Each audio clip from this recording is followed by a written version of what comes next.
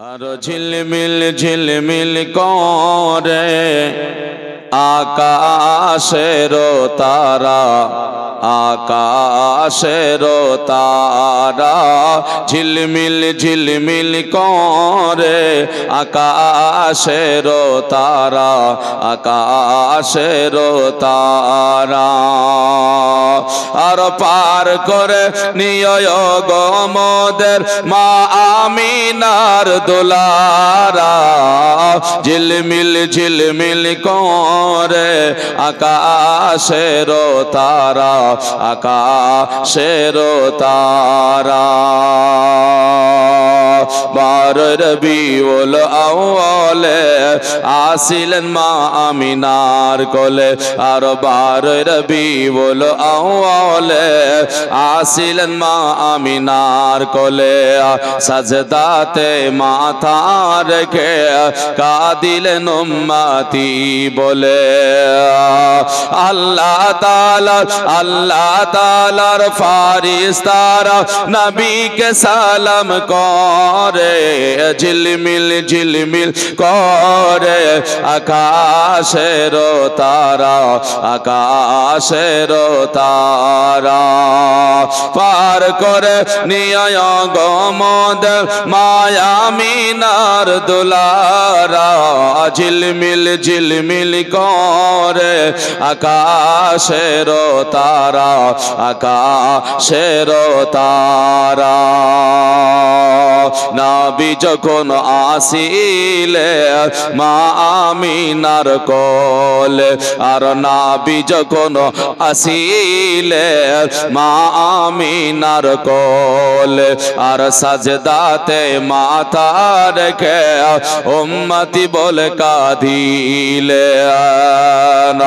আর খোদা তাআলার দরবারেতে নবী দোয়া করে, ঝিলমিল ঝিলমিল করে আকাশের তারা, আকাশের তারা।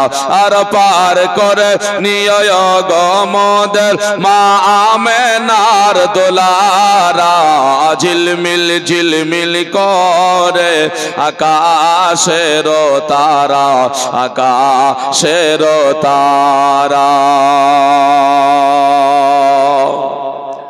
আলহামদুলিল্লাহ, যাবতীয় প্রশংসা হামদনাত মহান স্রষ্টা রব্বুল আলামিনের জন্য, যে আল্লাহ আমাদের সকলকে নবী পাক সাল্লাল্লাহু তাআলা আলাইহি ওয়াসাল্লামের উম্মত করে জগতের বুকে পাঠিয়েছেন। সেই মহান আল্লাহ পাকের শুকরিয়া আদায় করি আমরা সকলেই বলি আলহামদুলিল্লাহ।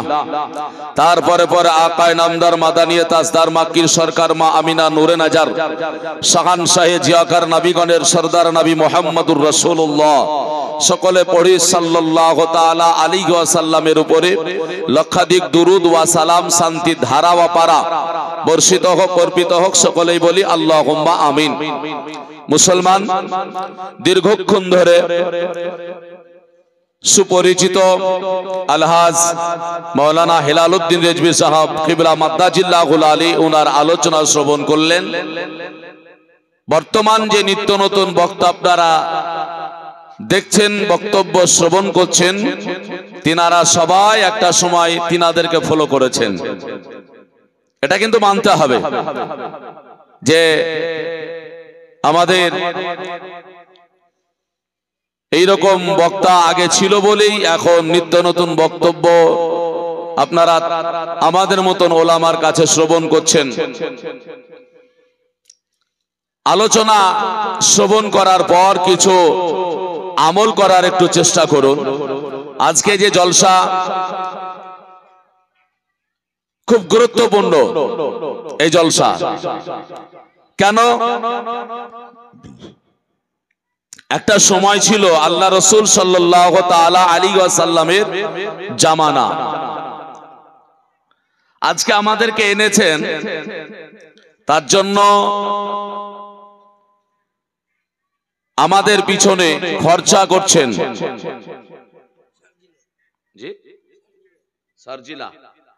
দেখেন প্রায় 200 টাকা পাঠিয়েছে সার্জিলা বিলে।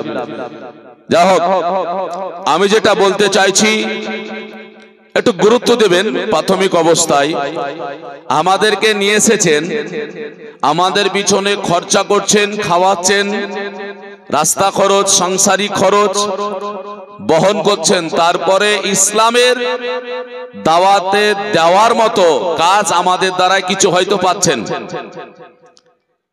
তাও সবার কাছে পাওয়া যায় না, নাকি বলছেন? সবার কাছে পাওয়া যায় না। কেন পাওয়া যায় না? মানে খরচা অনেক লেগে যায়। আমার কথাটা বুঝতে পারছেন না? খরচা অনেক লেগে যায়। কিন্তু আল্লাহ রাসূল সাল্লাল্লাহু আলাইহি ওয়াসাল্লামের আমলে, জামানায় আল্লাহর নবী আমার সাহাবীদেরকে নিয়ে আলোচনা করছিলেন।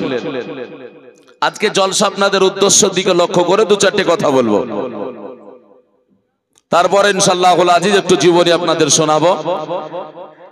সাহাবায়ে কেরামকে নিয়ে রাসূল পাক সাল্লাল্লাহু আলাইহি ওয়াসাল্লাম আলোচনা করছিলেন। আল্লাহর নবী আমার বললেন, এ আমার সাহাবীরা, তোমরা বলো, তোমাদের কাছে কি আমি ইসলাম পৌঁছিয়ে দিতে পেরেছি? সাহাবায়ে কেরাম বলছেন, জি হুজুর। আল্লাহর হাবিব সাল্লাল্লাহু আলাইহি ওয়াসাল্লাম বলছেন, বলো, আমি কি সম্পূর্ণ ইসলাম তোমাদের কাছে পৌঁছে দিতে পেরেছি? আল্লাহর হাবিব সাল্লাল্লাহু আলাইহি ওয়াসাল্লাম যেমন এই কথা বললেন, সাহাবায়ে কেরাম বলছেন, জি হুজুর, অবশ্যই, নাম বাল্লাগতুল ইসলাম, হুজুর আপনি আমাদের কাছে পরিপূর্ণ ইসলাম পৌঁছিয়ে দিয়েছেন। বলে, দ্বীন কি পৌঁছিয়ে দিয়েছি? সাহাবায়ে কেরাম বলছেন, নাম বাল্লাগতুল দ্বীন, অবশ্যই আপনি আমাদের কাছে পরিপূর্ণ দ্বীন পৌঁছিয়ে দিয়েছেন। রাসূল পাক সাল্লাল্লাহু আলাইহি ওয়াসাল্লাম বললেন, শোনো, আমি যদি সত্যিকারই তোমাদের কাছে সম্পূর্ণ দ্বীন, ধর্ম, ইসলাম পৌঁছিয়ে দিয়েছি, তাহলে তোমাদের দায়িত্ব হলো এই ইসলাম যার কাছে পৌঁছায়নি তার কাছে পৌঁছানোর দায়িত্ব তোমাদের উপরে রইল। জোরে বলা যাবে না? আপনারা মনে করছেন যে আমরা খালি, নাকি বলছেন? তেমন আপনাদের দায়িত্ব নাই নাকি? মাদ্রাসা কেন করছেন এই সম্পর্কে দু চারটি কথা বলছি। তো রাসূলুল্লাহ সাল্লাল্লাহু আলাইহি সাল্লাম বলছেন, যেখানে পৌঁছায়নি সেখানে পৌঁছানোর দায়িত্ব আমি দুনিয়াতে না থাকাকালীন তোমাদের উপরে দায়িত্ব থাকলো। মানে নবী পর্দা করবেন, তখন সাহাবায়ে কেরাম এই ইসলাম পৌঁছাবেন, নাকি বলছেন? আল্লাহর নবী দুনিয়া থেকে পর্দা করার 82 দিন আগেকার ঘটনা। কতদিন আগে বললাম?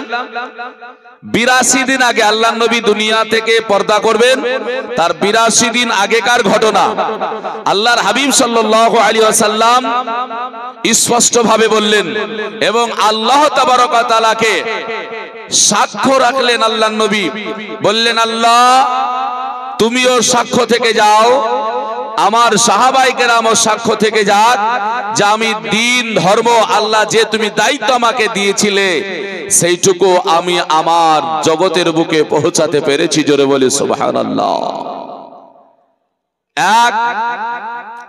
এখন সাহাবায়ে কেরাম আল্লাহ রাসূলের, তিনারা এক এক করে করে মক্কা মদিনা শরীফ থেকে নিয়ে পৃথিবীর কোনায় কোনায় ইসলামকে পৌঁছানোর জন্য পায়ে হেঁটে হেঁটে কষ্ট করে মেহনত করে মরুভূমির প্রান্তর পার হয়ে জঙ্গল জীব জন্তুকে ভয় না করে ওনারা ইসলামটা পৌঁছিয়ে দিয়েছেন। আমরা ইসলাম ওনাদের কাছ থেকে পেয়েছি না পাইনি? পেয়েছি। ওনাদের কাছ থেকে যখন আমরা একের পর এক ইসলামটা পেয়ে গেলাম, ওনাদেরকে কেউ দুটো ঠিক মতো খেতে দেয়নি। দিয়েছে? দেয়নি। ওনাদেরকে খরচা কেউ দিয়েছে? দেয়নি। উনারা তো দূরের কথা, খাজা গরিবে নওয়াজ রহমাতুল্লাহ আলাইহির একজন খলিফা যার নাম হলো সুফি হামিদউদ্দিন আলাইহি রহমা, রাজস্থান নাগর শরীফে উনার মাজার আছে। উনি রাজস্থানের সরজমিনে ইসলামের দাওয়াত পৌঁছানোর জন্য গিয়েছিলেন। উনি এক গিলাস পানি চেয়েছিলেন, সেই সময় মানুষেরা তাকে এক গিলাস পানি দিয়েছিল না। এখনো রাজস্থানে আল্লাহর তরফ থেকে রহমতের বৃষ্টিটা কম হয়। রাজস্থানে বৃষ্টি কম হয়, কেন কম হয়? যে আল্লাহর ওলিকে অপমান করার কারণে। তো আল্লাহ রাসূলের সাহাবীরা এক এক করে ইসলাম পৌঁছালেন, আর আমরা পারি না বলেই আমাদের আজকে মাদ্রাসা মক্তব তৈরি করা, কারণ এগুলো দিয়ে ইসলামকে প্রচার করা যায় নাকি বলছেন? এগুলো দিয়ে তো ইসলাম প্রচার করা যায়। আপনাদের পার্শ্বে দীর্ঘ কয়েক বছর ধরে সুলতানপুর মাদ্রাসা, মাদাপুর মাদ্রাসা, খুব পুরাতন মাদ্রাসা এগুলো, নাকি বলছেন? এই মাদ্রাসা থেকে আপনারা আপনাদের সহযোগিতায় হাজার হাজার আলেম ওলামা তৈরি হয়েছে আপনাদের সহযোগিতাতে। তাহলে তারা দ্বীন ইসলামের বর্তমান কাজ করছে, তার মানে কি আপনারা ইসলামকে পৌঁছিয়ে দিতে আরম্ভ করেছিলেন, এখনো পৌঁছিয়ে দিচ্ছেন। তাদের দ্বারা দিয়ে ভারতবর্ষের নয়, পৃথিবীর কোনায় কোনায় ইসলামটা বর্তমান পৌঁছাচ্ছে। আর সেই এটার কত গুরুত্ব, সেই কাজটা আজ আপনাদের এখানে একটা ছোট্ট হলেও একটা বক্তব্য, একটা মাদ্রাসা আপনারা গড়ছেন। তার কারণ আমি যতটুকু শুনলাম, এইখানে করে প্রাথমিক অবস্থায় বাচ্চাদের দ্বীন ইসলামের শিক্ষা দেওয়া জরুরি। এই শিক্ষাটা কেন দেব? এই শিক্ষাটা আমরা কেন দেব আমি আপনাদের বোঝাচ্ছি, বুঝুন। জীবনী তো শুনবেনই। আপনাদের এই গ্রাম থেকে কি চলে যায় আর কি থেকে যায়, অন্তত বাচ্চা যদি আপনি খোঁজ করেন তাহলে কমসে কম 30 থেকে 40 বাচ্চা এইরকম কনভেন্টে, মডেল স্কুলে, মিশনে গাড়িতে করে আপনাদের বাচ্চারা যায় না? যায় না? অন্য কোথাও একটু জোরে বলতে হবে, যায় না? যায় না? যাই। এই বাচ্চাগুলো কার? আপনাদের গ্রামের নাকি বলছেন? আপনাদের গ্রামের। এটা মনে রাখুন, 0 থেকেই কিন্তু 1 হয়। 0 থেকেই 1 হয়, 1 থেকেই চলে যায়। তো আপনাদের গ্রামের যদি আমি 40টা বাচ্চা ধরি, তার পিছনে আপনি 50 টাকা করে, কি বলে 500 টাকা মাসিক খরচ করেন। কত টাকা? গাড়িতে গেলে হয় না? হয় না? হয়। মাসিক 500 টাকা। তাহলে 500 টাকা যদি একটা বাচ্চার পিছনে খরচ হয়, তাহলে 20টা বাচ্চা অন্য কোথাও যদি যায়, তাহলে আপনার গ্রাম থেকে কত হাজার টাকা মাসে যায়? 20,000 টাকা। 40টা বাচ্চার পিছনে 500 টাকা করে গেলে 20,000 টাকা অন্য কোথাও যায়। আমরা কিন্তু কেউ একবারও খেয়াল করিনি, করেছি না। কেন যায়? সেটা আপনার উপকার, আপনার বাচ্চার উপকারের জন্য। কেন? ওই বাচ্চাটা শিক্ষা অর্জন করবে। 500 কেন, আরো যদি 500 লেগে যায় তবুও ভালো, বাচ্চাটার শিক্ষা চাই। এটাই তো, বাচ্চাটা যেন মানুষের মতো মানুষ হতে পারে, এটাই। তাহলে এটা যদি আপনার মানসিকতা থাকে, এটাই যদি হয়, তাহলে আপনি মনে করুন তো, যদি এই রকম প্রতিষ্ঠান যে বাচ্চাদের, শিশুদের শিক্ষার জন্য আপনারা নিজেরা নিজেদের গ্রাম থেকে তৈরি করব মনে করেন, তাহলে এটা আপনাদের ভালো না খারাপ? ভালো। কেন? ইসলামের মুসলমানদের দায়িত্ব হলো, প্রথম নাম্বার, আপনার বাচ্চাকে বিছানা থেকে যখন জাগ্রত হবে তখন তাকে মক্তব মাদ্রাসাতে পৌঁছিয়ে দেওয়া। কেন? বাচ্চারা হলো সাদা, পেপার কাগজ খাতা দেখেছেন? সাদা পেজ দেখেছেন? সাদা পেজের মতো বাচ্চারা, সাদা পেজে আপনি যেমন করে লিখবেন, যেমন করে দাগ টানবেন তেমন কিন্তু হবে। বাচ্চারাও তাই, আপনি যেমন করে শিক্ষা দেবেন তেমন করেই কিন্তু বাচ্চারা মানুষ হবে। আহলে সুন্নাত ওয়াল জামাতের মিশন মাদ্রাসার শিশু শিক্ষা ব্যবস্থা আছে কিনা জানি না, তবে এই রকম প্রতিষ্ঠান যদি হয় তাহলে আমি মাওলানা রফিকুল ইসলাম আমিও আপনাকে সহযোগিতা করতে বাধ্য। কারণ একটাই কারণে, যে আমাদের ঘরের ছেলেরা আমাদের শিক্ষা নিয়ে আমাদের মতন করে তারা তৈরি হবে। আর অন্য কোথাও যদি দেন তাহলে আপনার বাচ্চা অন্য কোথাও অন্য রকম করেই তৈরি হবে। এর জন্য চেষ্টা করতে হবে যে আমরা নিজেরাই যেন করতে পারি। তার জন্য কি উপকার হবে?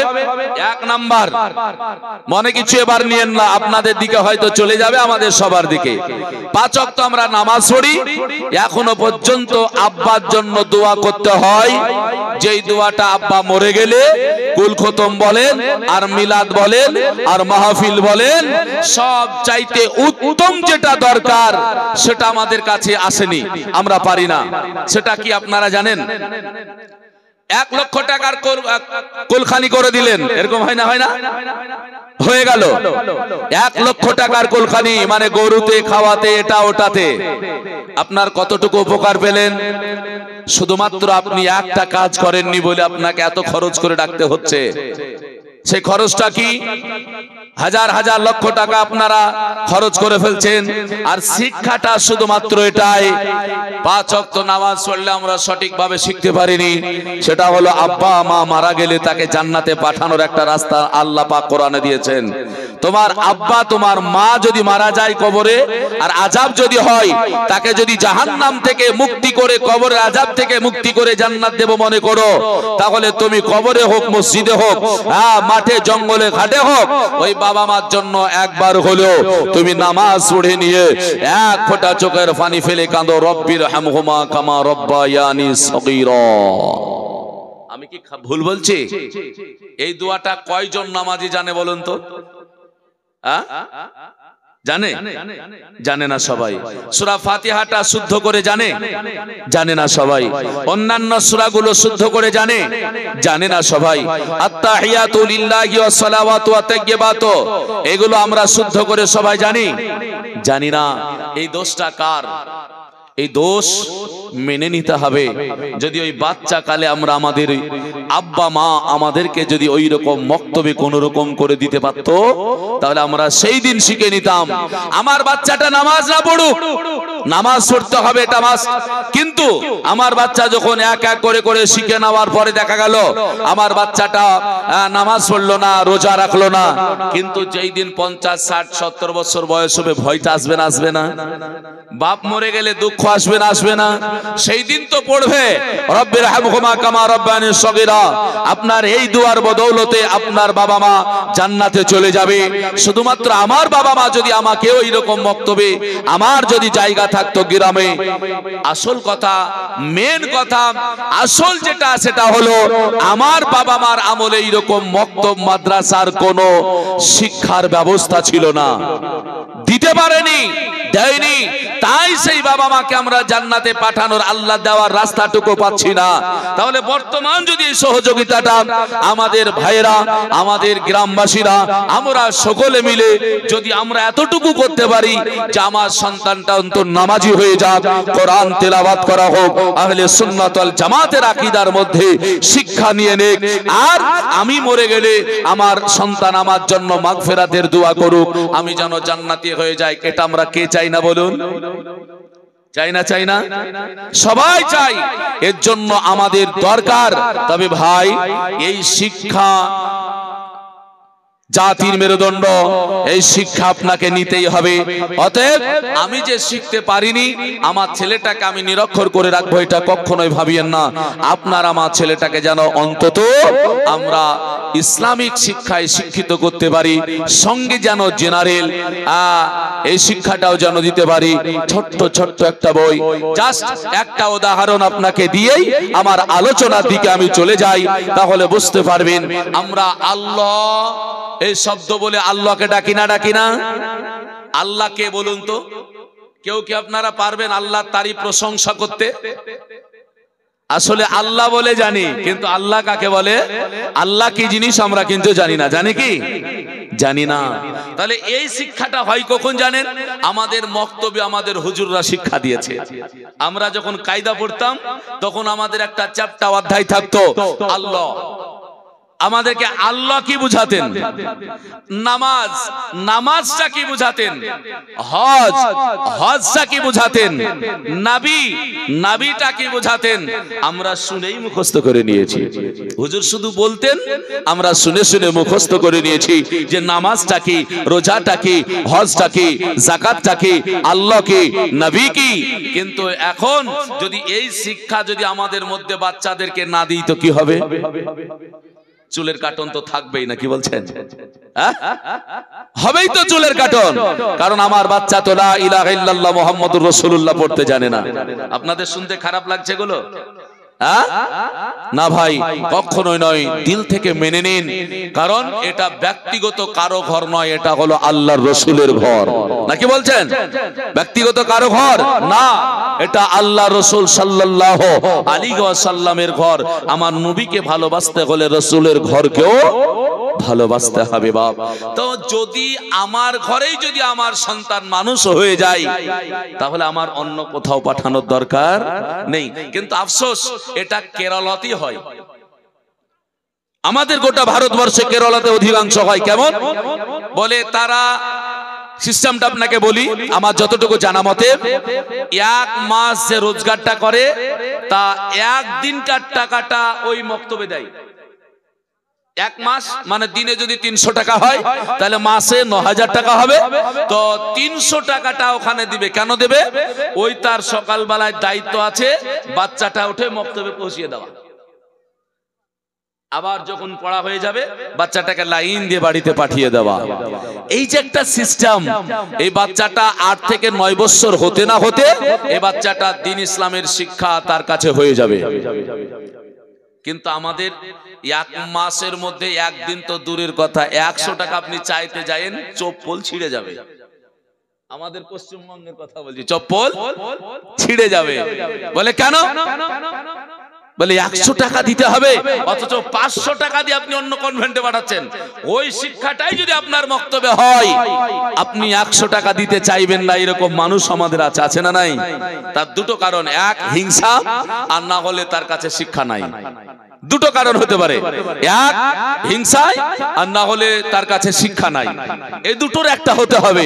আর এই দুটোর একটা যদি থাকে তাহলে এই কথাটা এইরকম আমাদেরও হবে। মুসলমানের জন্য আপনাদেরকে বলে যাই, এটা শুকরিয়া আলহামদুলিল্লাহ যে আমরা রাসূল পাক সাল্লাল্লাহু তাআলা আলাইহি ওয়াসাল্লামের ঘর বানাবো আমরা সকলে মিলে।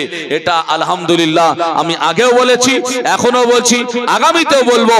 যদি এই রকম ইসলামের মধ্যে আহলে সুন্নাত ওয়াল জামাতের মধ্যে যদি কোনো শিশু শিক্ষা জেনারেল সহ যদি শিক্ষা প্রতিষ্ঠান হয়, আমিও সহযোগিতা করতে বাধ্য। কারণ আমাদের এটা আগেও আরো 50 বছর আগে দরকার ছিল। আমাদের 50 বছর আগে দরকার ছিল, সেটা আমাদের হয়নি বলেই আমাদের এই অবস্থা। আল্লাহ পাক আমাদের কবুল করুক, সকলে বলি আমিন। বাচ্চাদেরকে শিক্ষা দেন, বাচ্চাদেরকে শিক্ষা দেন। বাচ্চারা সাদা কাগজ যেমন করে দিবেন তেমন করে নেবে। এর জন্য বাচ্চারা মোবাইলে শুনে শুনে মুখস্থ করে নেয়।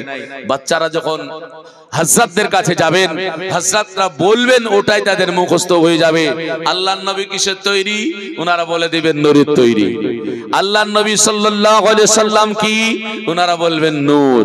আর অন্য কোথাও গেলে ওনাদের যা আকীদা তাই শোনাবেন, বাচ্চারা ওটাই মগজে নিয়ে নেবে। আর রাসূল পাক সাল্লাল্লাহু আলাইহি সাল্লাম এটা বলেছেন যে কারো যখন ঈমান কেড়ে নেওয়া হবে তো তার প্রথমেই তার আকল, ব্রেনকে কেড়ে নেওয়া হবে। এই কথাটা বুঝতে পারেননি বুঝি? মানে কারো যখন ঈমান হারা হবে, কেউ যখন ঈমান হারা হবে, তার আগে সর্বপ্রথমে তার ব্রেন, বুদ্ধি, আকলটাকে ছিনিয়ে নেওয়া হবে। তারপরে ঈমানটা হারা হবে। আমাদের অধিকাংশ ছেলেরা হয়তো আস্তে আস্তে আস্তে যাচ্ছে, তবে কিছু ছেলেরা আমাদের মধ্যে চলেও গিয়েছে যে তারা আর ঘুরে আসতে চায় না। হাজারো বোঝানোর পরে তারা দ্বন্দ্বের মধ্যে, ঝামেলার মধ্যে জড়ে গিয়েছে। আছে না নাই? আল্লাহ পাক কবুল করুক যেন আমাদের সঠিক পথ মতের মধ্যে চলা। সকলেই একবার উচ্চ আওয়াজে বলি আমিন।